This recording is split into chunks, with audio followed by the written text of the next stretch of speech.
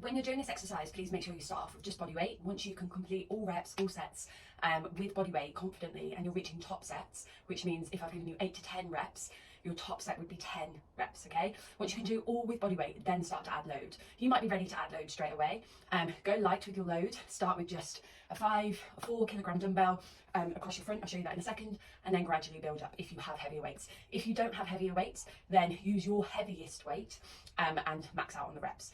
So once you get to that point, you'll be ready to go back to the gym, or if you're not going back to the gym, the exercise will progress in another way.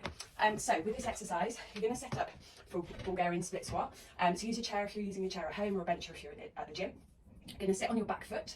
Then from here, you're going to take this other foot forward, coming up to standing. And then what I want you to do is have a look at your feet. So if your feet kind of spread out this way, we're not going to help with internal rotation. So what we really want to try and do at the bottom is get internal rotation. So make sure that the outside of your foot is completely straight. So that might mean that your toes are a bit pigeon-toed. That's absolutely okay. As you come down, you're going to stretch this glute, and you're going to really focus on driving the hip back and slightly inward. So it's okay if your knee kind of comes in. As you come up, you're going to push through the glute and drive the hip back. So again, I'll show you. Push through the glute, drive the hip back. What we're doing with our upper body is we are rotating. So we're going to come towards the thigh. Knee's going to stay inward slightly. As you come up, you drive the hip back and you rotate back to the front. Breath work, we breathe in, we breathe out.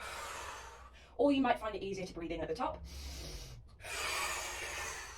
and breathe out for the entire rep. It's totally up to you. Just whatever you do, do not hold your breath. So I'm going to show you a couple of reps this side. Breathe in.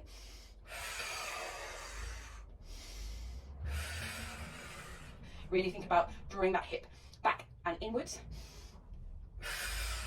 And we do the other side. And as you're rotating the chest, I want you to think about drawing your top shoulder, the opposite shoulder, towards this hip pocket. So if I show you this shoulder to this hip pocket, just going to make sure my foot is right. This to here.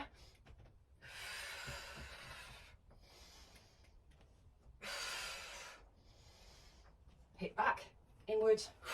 When we start to add weight, you can use a dumbbell or a kettlebell across your front, like so.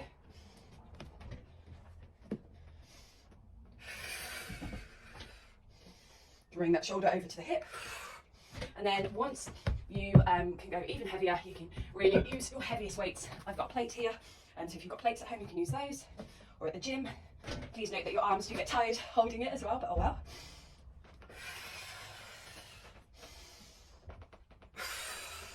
Now, if you're feeling this, put that down, in your quad a lot on one particular leg, it's probably because when we have babies, and even just in adulthood, our pelvis doesn't always move in the same way. So you might find that one hip naturally internally rotates and your glute switches on, the other one might not so much. So for example, this hip doesn't internally rotate as much as this one. So I don't feel my glutes as strongly in this one as this one. But I'm just mentally really focusing on pushing that hip back, keeping that knee slightly in. We don't want concave knee, yeah? It's just a slight inward. So I'm making sure my knee lines up with my middle toe. What we don't want is this, where my knee is not lining up with my little toe, okay? So knee in line with middle toe. Make sure the side of your foot is straight, and then as you can see here, like my middle toe kind of goes that way. So I just have to remind myself to keep my knee that way. But start with body weight, then start to add load. If these feel too much for you, do let me know, and I can always offer a different exercise for you.